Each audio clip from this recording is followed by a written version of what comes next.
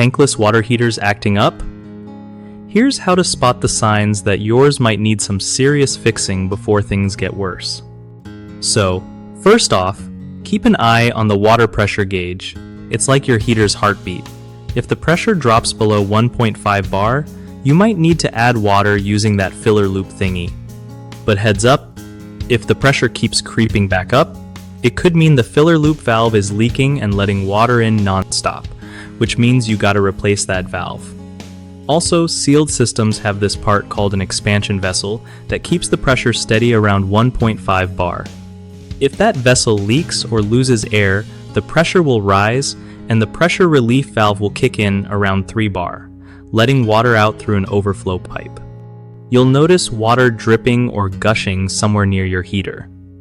Another tip is to disconnect the filler loop when you're not topping off the system so you don't accidentally flood it.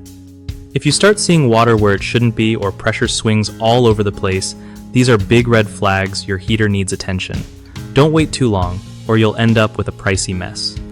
One of the biggest mistakes people make with tankless water heaters is ignoring fluctuating pressure readings. If you don't check and fix low or high pressure early, it can damage your whole system. Another common issue is leaving the filler loop connected all the time. This can cause constant water inflow and ruin your setup. The quick fix? Disconnect it when not in use and only connect it to add water. Last but not least, folks often forget about their expansion vessel until it leaks or bursts, causing pressure problems and water leaks. The best move is to have it tested regularly and replaced if it's faulty. BigHomeProjects.com is your go-to spot for finding trusted local contractors who really know their stuff with tankless water heater repairs.